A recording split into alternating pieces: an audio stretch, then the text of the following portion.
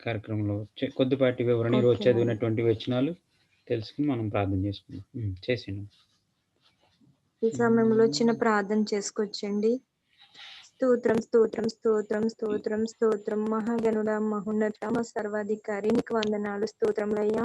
ఉదయకాల సమయం నుండి ప్రభా ఈ సాయంకాల సమయం వరకు మమ్మల్ని, మా కుటుంబాన్ని, మా దేశాన్ని, మా రాష్ట్రాన్ని ఎంతగానో కాచి కాపాడ ప్రభా. రాత్రికాల సమయం నుండి కూడా ఇదిగో ప్రభా ఈ రోజు సాయంత్రం మళ్ళీ జూమ్ యాప్ లోకి మమ్మల్ని ఇట్టి రీతిగా ఏర్పాటు చేసి గొప్ప ధన్యత ఇచ్చావయ్యా.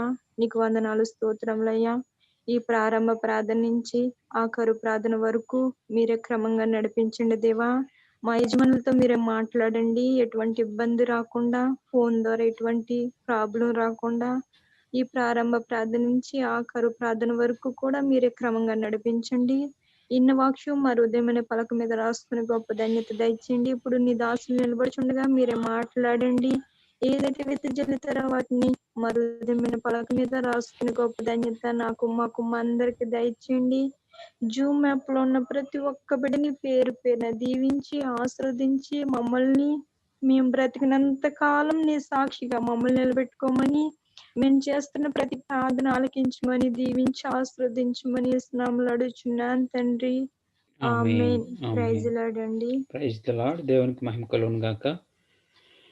నిజంగా ఈరోజు ఒక మన పిఎఫ్సి సహవాసానికి ఒక ప్రత్యేకమైనటువంటి రోజు.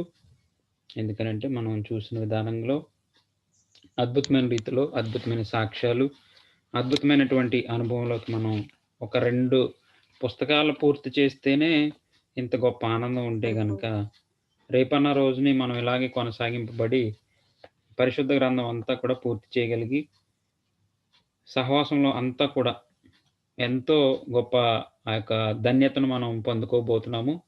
సో, తప్పకుండా ఇంక ప్రార్థన చేయండి. ఈరోజు ఉన్నటువంటి సంతోషమైతే మాటలు విన్నటువంటి మాటలను బట్టి చాలా చాలా హృదయం అయితే ఆనందంగా ఉంది. ఎందుకంటే ఎప్పుడు కూడా మన జీవితాల్లో కార్యాన్ని మొదలుపెట్టాలి. యెహోవా ఈరే అని మనం ముందుకు వెళ్ళినప్పుడు ఆయన తప్పకుండా గొప్ప కార్యాలు చేసేవాడు. సాక్ష్యాలు వింటున్నాం. వాక్య రూపంలో మనం ఎంతో అనుభవంలోకి వెళ్తున్నాం. ఈ అనుభవాన్ని మనం ఇది లోక సంబంధులకి దొరికేది కాదు. ఇది లోక సంబంధులకి తెలీదసలు. ఈ ప్రేమ గురించి, ఈ ఆప్యాయతల గురించి, ఈ నిష్కలంకమైనటువంటి హృదయాల గురించి ఇవన్నీ కూడా వారికి తెలీదు. సో, అట్లాంటి ప్రేమలో మనం కొనసాగింపబడడం, మనం అనేక సంవత్సరాలు అయిపోయింది చదువుతున్నాము, లేకపోతే ఏదో మన భక్తి జీవితాన్ని గడిపాము. కానీ ఒక పర్టిక్యులర్‌గా ఒక పద్ధతిలో కాలేజెస్‌లో స్టూడెంట్స్ ఎలా నేర్చుకుంటారో, ఒక దైవజనులు నేర్చుకునే విధానంలోనే మనం నేర్చుకోగలుగుతున్నాం. ఏదైనా తీసి పలానా విషయం ఏంటని అడిగితే గనక తప్పకుండా ప్రతి ఒక్కరు చెప్పే స్థితికి మనం వెళ్ళగలిగాం. అందుని బట్టి దేవుడు మన పట్ల చూపించినటువంటి కృప. ఇందులో నీ పేరు, నా పేరు లేకపోతే మరొకరి పేరు కాదు గానీ, ఇది మనందరి పట్ల ఆయన ఉచితమైన కృప. మనం ఏమాత్రం పాత్రులు కానే కాదు. సో, ఈరోజు ఆఖరి వచనాల్లో కొన్ని మాటలు, ఒక ప్రాముఖ్యమైన మాటైతే ఇందులో ఉంది. ఆ మాటను ఎత్తిపట్టుకొని ఒకసారి నేను వివరించి మనం ముందుకు వెళ్దాం. ఇంచుమించుగా ఈ 39, 40 అధ్యాయాల్లో కూడా చూస్తే గనక మందిరములో ఏమైతే ఉండాలో, మందిరాన్ని ఎలా తయారు చేయాలో, మందసం ఎలా తయారు చేయాలో, లేకపోతే దీపస్తంభం ఎలా తయారు చేయాలి, ఈ ప్రాముఖ్యమైనటువంటి విషయాలన్నీ మీకు మనసుల్లోనూ, హృదయాల్లో ఉన్నాయని నేను అనుకుంటున్నాను. రొట్టెల బల్ల, లేకపోతే వధించడానికి బల్ల, గొర్రెను వధించే బల్ల, ఇట్లాగా ప్రతి పరికరం కూడా ఎలా ఉండాలి అనే విషయాన్ని దేవుడు ఈ నిర్గమకాండంలో తెలియచేయడం జరిగింది. అత్యంత ప్రాముఖ్యమైన ఘట్టం ఏంటంటే మోషే 40 దినాలు కొండపైన ఉండడం, దేవుని సముఖంలో. దేవుడు ఆయనకి పలకలివ్వడం. అంటే ఆదికాండంలో ఏం జరిగింది మనం ఆలోచించినప్పుడు, ప్రారంభంలో సృష్టి, తర్వాత 6వ అధ్యాయం, 7వ అధ్యాయంలో నోవాహు, తర్వాత 11వ అధ్యాయం నుంచి ఇంచుమించుగా అబ్రహాము, తర్వాత ఇస్సాకు, యాకోబుల జీవిత చరిత్ర, తర్వాత 37వ అధ్యాయం నుంచి యోసేపు జీవిత చరిత్ర 40 అధ్యాయం వరకు, 37 నుంచి ఇంచుమించుగా 50 అధ్యాయం వరకు యోసేపు జీవిత చరిత్ర. అది అన్ని భాగాలుంది. 50 అధ్యాయాలు. అలాగే మనం చూసినప్పుడు నిర్గమకాండం చక్కగా ఆహ్, హ్మ్, నిర్గమకాండంలో ఏమేం జరిగిన విషయాలు, ఇశ్రాయేలీలు ఆ యొక్క బానిసత్వంలో నుంచి ఉండడం, ఈ యొక్క మోషే అక్కడే ఉండడం, ఐగుప్తులో పుట్టడం, ఆ యొక్క 2 సంవత్సరాల పిల్లల్ని చంపడం, ఆయనైతే ఒక జబ్బు పెట్టెలో పెట్టబడి రాణి గృహంలోనే ఆయన పెరగడం. పెద్దవాడైన తర్వాత ఈ యొక్క ఇశ్రాయేలీలో ఒక ఆయన్ని చంపేస్తే, అక్కడి నుంచి మామ అయినటువంటి యిత్రో దగ్గరికి పారిపోవడం. మామ పేరు యిత్రో. సో, అక్కడికి పారిపోయిన తర్వాత, అక్కడికి వెళ్ళిన తర్వాత పెళ్లి చేసుకోవడం. అక్కడ ఆ కుమార్తెని. అక్కడి నుంచి మళ్ళీ కొన్ని సంవత్సరాలు అక్కడ పరిచర్య చేసి, గొర్రెలు మేపి మళ్ళీ అక్కడి నుంచి తిరిగి దేవుడు ఆయనతో మాట్లాడి, ఒక పొదలో నుంచి దేవుడు మాట్లాడి మరలా ఐగుప్తు దేశానికి తీసుకురావడం. చూస్తున్నారా? ఇలాగనమాట. ఒక ప్రాసెస్ అంతా కూడా చక్కగా లైన్‌గా ఉంటది. ఈ పద్ధతిని మనం మిస్ అవ్వకూడదు ఎట్టి పరిస్థితుల్లో. హ్మ్. ఏమి లేదు. చాలా ఈజీగా ఉంటది. మనం ధ్యానం చేస్తే, పఠిస్తే కష్టమేమి కాదు. ఇదేదో ఎవరో పెద్దోళ్ళకి, ఇదేదో వాళ్ళకే అర్థమవుతది. ఈ మాటలు, ఈ యొక్క మనస్తత్వాలను మన హృదయంలోంచి తీసివేసేయాలి. సమస్త జనులకు ఇది వాక్యమై ఉంది. సమస్త జనులకు దేవుడై ఉన్నాడు. ఒకరికేమో రహస్యంగా బెట్టి, ఒకరికేమో అర్థమయ్యేలా చేసే దేవుడు గాదు మన దేవుడు. ఇందులో ప్రతి ఒక్కరము, ప్రతి ఒక్క ప్రాణి, ప్రతి ఒక్క ఆత్మ దేవునికి చాలా ప్రాముఖ్యమైంది. సో, మనము ఈ బైబిల్ దగ్గర సమయాన్ని గడపక, అర్థం కావట్లేదని ఒకే ఒక్క నింద వేసేసి, లేకపోతే ఇది మాకు కాదు అని ఒక నింద వేసేసి పక్కకు తప్పుకుంటాం. మనం ఎప్పుడైతే బైబిల్ దగ్గర సమయాన్ని గడిపామో, అప్పుడు మాత్రమే మనకు బైబిల్ అర్థమవుతది. ఇప్పుడు చూడండి, మనం ఎక్కడ ఎక్కువ సమయం గడుపుతామో, ఆ విషయాలే మనకబ్బుతాయి. మనం కలిసిపోతూ ఉంటాం. సో, ఈ విషయాలన్నీ గమనించి చదువుతున్నటువంటి వారు ఇంకా మనసు పెట్టాల్సినటువంటి వారున్నారు ఇంకాని. మనసు పెట్టి బాగా చదువుతున్న వారున్నారు. సో, ఇలా అంటే ఎందుకు మనసు పెట్టలేదు అంటున్నానంటే, ఉన్నటువంటి పరిస్థితులు అలావంటియి. కొన్ని డిస్టర్బెన్స్‌లు మన జీవితాల్లో, మన కుటుంబాల్లో ఉండడం వల్ల, వారు పెట్టే ఇబ్బందుల వల్లే కావచ్చు, లేకపోతే మన మనసు మనం చేస్తున్నటువంటి పని విషయాల్లో, మన యజమానులు పెట్టే ఇబ్బందులే కావచ్చు. వీటన్నిటి వల్ల మనము కొద్దిపాటి మిస్ అవుతూ ఉంటాం తప్పకుండా. సో, ఏదేమైనప్పటికీ దేవుడు సమస్తం ఎరిగిన దేవుడు. మన యొక్క హృదయము దేని మీద ఉంటే గనక మన హృదయము అక్కడ తప్పకుండా వాక్యం నెరవేర్చబడతది. సో, అటు రీతిలోనే ఇంతవరకు 2 పుస్తకాలు పూర్తి చేసుకోగలిగాం. అమ్మ క్రిస్టి గారు ప్రైజ్ లార్డ్ అండి. ప్రైజ్ లార్డ్ అండి. మీ అమూల్యమైన మాటల కోసం ఎదురు చూస్తున్నాం. మాట్లాడేసారా? మాట్లాడేసారు. ఓకే. చూస్తాం. వింటాం. తప్పకుండా అండి. అందరిని విష్ చేస్తారా? ఆ! లేదండి, మీరు కంటిన్యూ చేయండి. హ్మ్. అలాగేం లేదు. అయితే సో, ఇలా ఈ ఆదికాండంలో ఈ 50 అధ్యాయాల్లో ఏముంది? నిర్గమకాండంలో 40 అధ్యాయాల్లో ఏముంది? అనే విషయాల్ని మనం ఈ 40 అధ్యాయం వచ్చేటప్పటికి మందిరంలో ఏమేం పరికరాలుంటాయి అనే విషయాలు మనం చూడగలిగాం. సో, ఇప్పుడు మందిరం తయారైపోయింది. మందిరము రెడీ అయిపోయింది. చుట్టూరు గోడలు, తెరలతోటి, పైన తెరలు, లేకపోతే రొట్టెల బల్ల, తర్వాత దీపవృక్షము, మందసము, ఈవెను యాజకునికి ఉండాల్సినటువంటి దుస్తులు, ఇవన్నీ కూడా. యాజకునికి ఉండాల్సినటువంటి దుస్తులు. యాజకులెవరు? అహరోను. లేవి వంశస్థులు అహరోను. సో, ఇవన్నీ కూడా మనం చూడగలిగాం. ఈరోజు మనం చదివినటువంటి వచనాల్లో ఒకే ఒక్క వచనాన్ని చూపించి మనం ముందుకు వెళ్దాం. నిర్గమకాండము 40వ అధ్యాయము చూస్తే గనక ఒకసారి చదవండి అవకాశం ఉన్నవాళ్ళు. 29వ వచనం నుండి. అవకాశం ఉన్నవాళ్ళు చదవండి. దాని మీద దహనబలిని అర్పించి నైవేద్యమును సమర్పించును. మరియు యెహోవా మోషేకు ఆజ్ఞాపించినట్లతడు ప్రత్యక్ష గుడారమునకు బలిపీఠమునకు మధ్య గంగాళము ఉంచి ప్రక్షాళన కొరకు దానిలో నీళ్లు పోసెను. దాని యొద్ద మోషేయు అహరోను కుమారులను చేతులు కాళ్ళు కడుక్కున్నారు. ప్రత్యక్ష గుడారంలో వెళ్ళినప్పుడు బలిపీఠమునకు సమీపించినప్పుడు కడుక్కొనిరి. మరియు అతడు మందిరమునకు బలిపీఠమునకును చుట్టూ ఆవరణము ఏర్పరిచి తెర వేసెను. అలాగున మోషే సంపూర్తి చేసెను. పని సంపూర్తి. ఆ మాట మీరు బాగా గమనించండి. 33వ వచనంలో ఉంది ఆ మాట. ఎంత కష్టపడ్డాడంటే మోషే, ఎంత శ్రమించాడంటే, ఇటు దేవుడు చెప్పాడు 40 దినాలు సీనాయి కొండపైన. మళ్ళా ఆయన కిందకొచ్చిన తరువాత, మరలా జనం చేత, లేకపోతే అక్కడ ఉన్నటువంటి ప్రజల చేత ఆ పరికరాలన్నీ తయారు చేపించి, ఆ! ఏమంటున్నాడంటే ఇక్కడ ఆహ్, అలాగున మోషే పని సంపూర్తి చేసెను. సంపూర్తి చేసెను. యేసుక్రీస్తు వారు కూడా కొత్త నిబంధనలో ఏమంటారంటే, సి యేసుక్రీస్తు యొక్క శిష్యుల్ని 12 మంది శిష్యుల్ని తయారు చేసేసిన తరువాత, ఆయన కాన్ఫిడెన్స్‌గా తండ్రికి ప్రార్థన చేస్తారు. ఏమనంటే గనక, తండ్రి నీవు నాకిచ్చిన పనిని నేను సంపూర్తి చేశాను. సంపూర్తి చేశాను అనే మాట. అంటే ఆయన భూమి మీదకొచ్చినటువంటి రెండే 2 ప్రాముఖ్యమైనటువంటి విషయాలు ఏంటనంటే గనక, ఒకటి శిష్యుల్ని తయారు చేయడం. 2 ఆయన ప్రాణాన్ని అర్పించడానికి. ఎందుకంటే ఆయనలో ఉన్నటువంటి విషయాలన్నీ ఒక 12 మందికి చెప్పగలిగితే గనక, ఆ 12 మంది సర్వలోకానికి వెళ్లి సర్వ సృష్టికి సువార్తను ప్రకటిస్తారు. సో, ఆయన పని మొట్టమొదటి పని అది.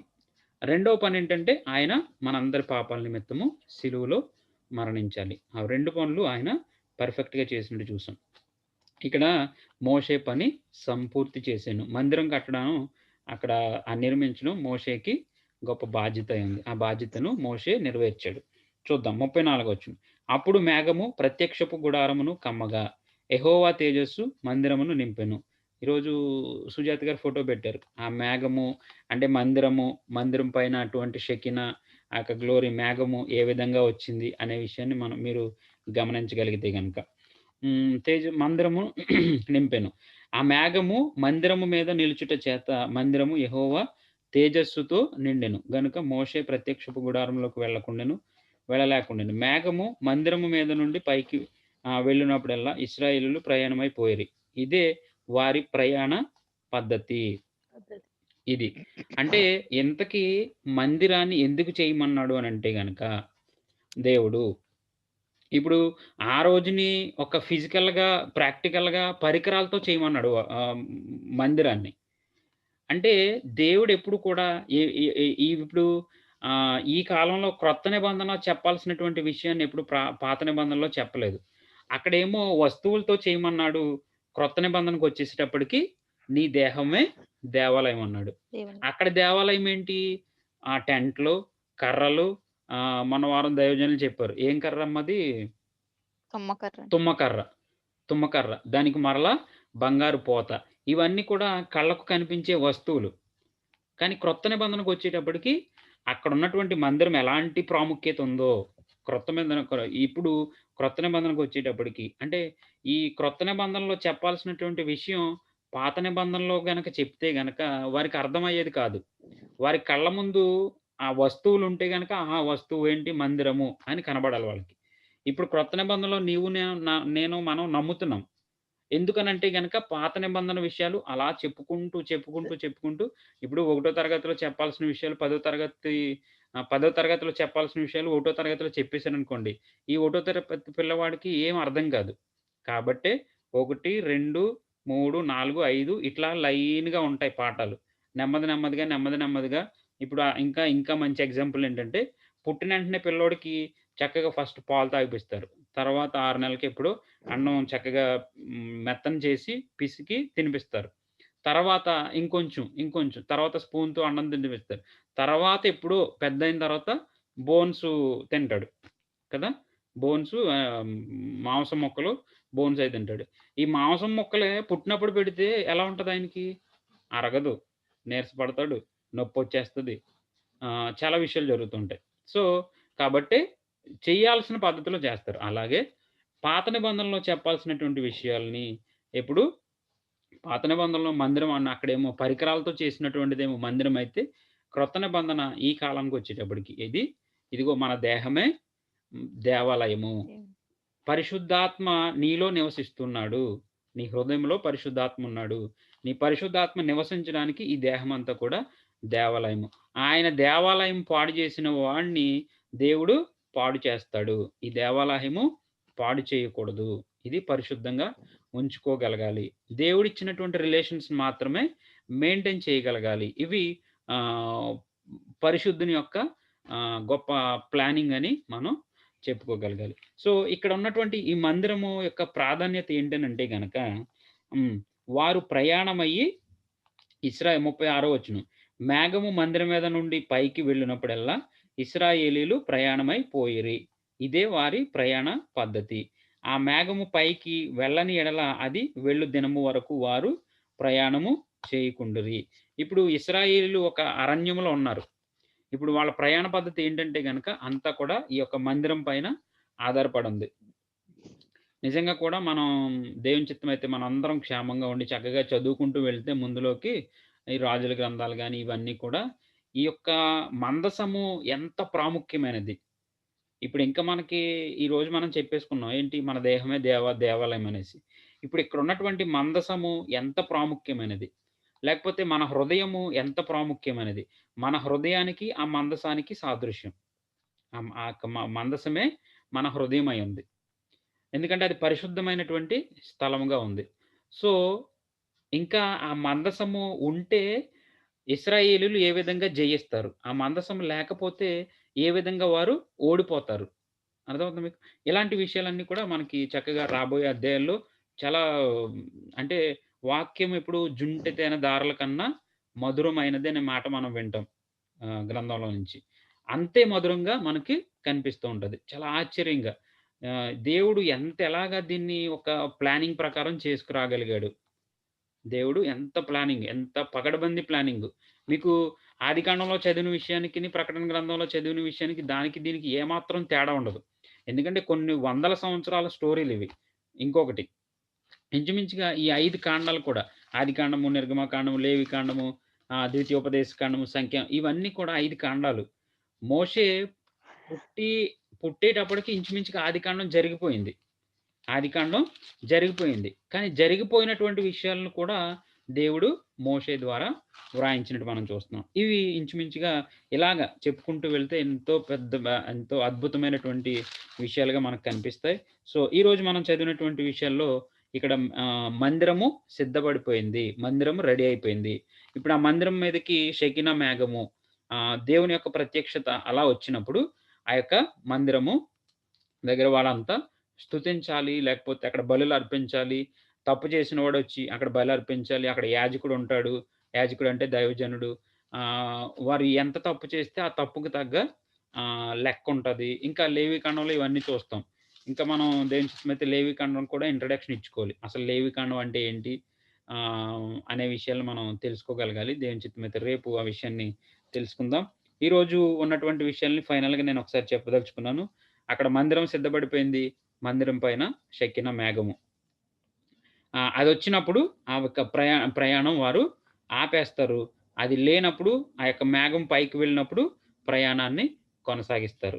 వీరు ఆ యొక్క మరలా మందిరాన్ని కూడబెట్టుకొని తీసుకువెళ్ళడం, వారి ప్రయాణాన్ని కొనసాగిస్తూ ఉంటారు. ఇది ఇంచుమించుగా నిర్గమాకాండంలో ఇంతవరకు ఇన్ని రోజుల నుంచి మోస్ట్‌లీ ఎక్కువ ఉన్నటువంటి విషయం ఏంటంటే మందిర నిర్మాణమే జరిగింది.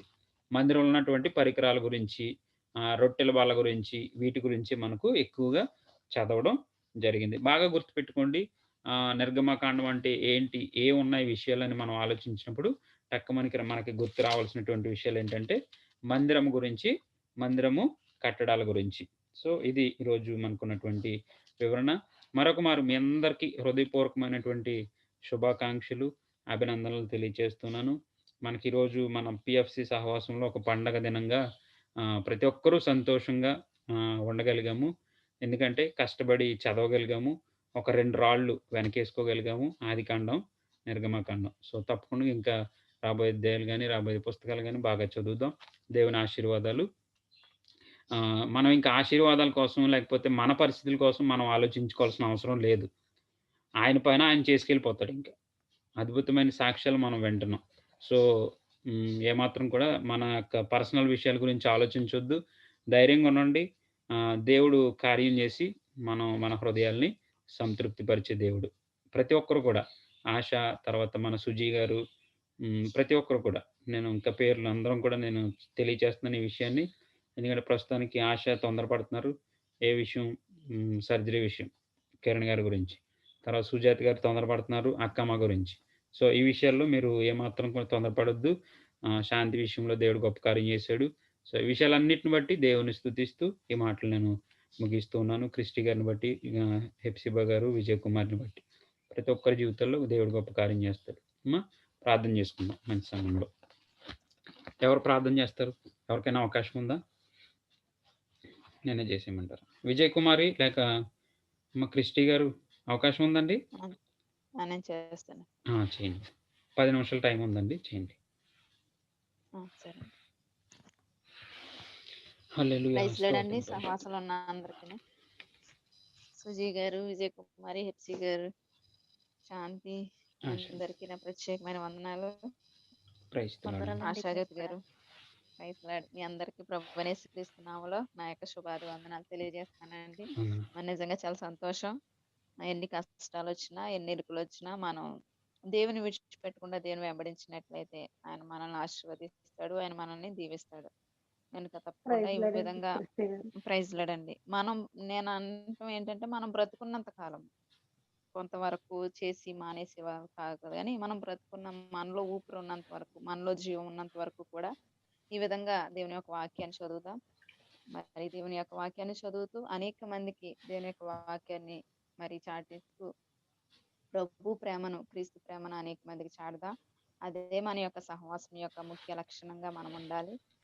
మరి దేవుని యొక్క కృపలో, దేవుని యొక్క దయలో మనం అందరం వర్ధిల్లాలని మరి దేవుని చిత్తంలో ప్రార్థన చేద్దాం. దేవుడి అటు కృపను మనకు అందరికీ అనుగ్రహించుగాక.